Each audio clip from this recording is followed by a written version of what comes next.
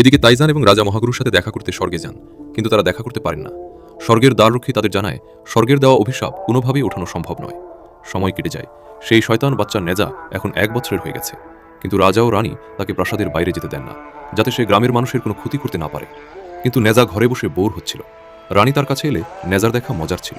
তার অনেক জামাত ছিল। রানী তার কাছে এলে নেজা বলে, আমি প্রাসাদের বাইরে যেতে পারি না, আমার খুব একঘেয়ে লাগছে। রানী তাকে কথা দেন যে তিনি তার সাথে খেলবেন। নেজা খুব খুশি হয় এবং তারা খেলতে শুরু করে। কিন্তু নেজার শরীর এতটাই শক্তিশালী যে খেলার সময় রানীর গায়ে আঘাত লাগছিল। তবুও ছেলের খুশির জন্য মা ব্যথা সহ্য করেও খেলছিলেন। তখনই এক সৈনিক এসে খবর দেয় যে পাশের গ্রামে কেউ হামলা করেছে। রানীকে সেখানে যেতে হবে শুনে নেজা মন খারাপ করে। রানী কথা দিয়ে যান যে পরের বার তিনি আরও বেশিক্ষণ খেলবেন। রানী চলে যাওয়ার সময় পাহারাদারদের বলে যান নেজার খেয়াল রাখতে, যাতে সে বাইরে না যায়। কিন্তু রানী যাওয়ার পরেই নেজা পাহারাদারদের পাথর মেরে প্রাসাদ থেকে পালিয়ে যায়। নেজা গ্রামে পৌঁছাতেই গ্রামের সবাই ভয়ে এদিক ওদিক পালাতে থাকে, কিন্তু নেজা দুষ্টুমি করে তাদের খুঁজে বের করে ভয় দেখাতে থাকে। তখনই গ্রামের কিছু বাচ্চা নেজাকে ফাঁদে ফেলার পরিকল্পনা করে, কিন্তু নেজা খুব চালাক। সে বেশ বদল করে তাদের দলের মধ্যেই মিশে যায় এবং তাদের পরিকল্পনা জেনে ফেলে।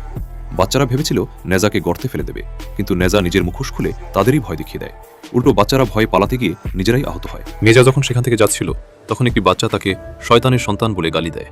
এটা শুনে নেজার খুব রাগ হয় এবং সে বড় একটি পাথর দিয়ে তাদের মারতে যায়। ঠিক তখনই মাস্টার তাইজান এসে বাচ্চাদের বাঁচান এবং পাথরটি পাহাড়ে গিয়ে লাগে। অন্যদিকে সমুদ্র থেকে এক রাক্ষস বের হয়ে গ্রামে এসে একটি কুকুরকে খাওয়ার চেষ্টা করে। নেজা সেখানে পৌঁছে রাক্ষসটিকে বেদম মারধর শুরু করে। রাক্ষসটি রূপ বদল করে পালাতে গিয়ে গ্রামে আগুন লাগিয়ে দেয় এবং একটি ছোট মেয়েকে ধরে নিয়ে সমুদ্রের দিকে পালায়। রাক্ষসটি বলে, সমুদ্রে আমাকে কেউ ধরতে পারবে না। কিন্তু তখনই সেখানে বিং আসে এবং পুরো পানিকে বরফ বানিয়ে দেয়।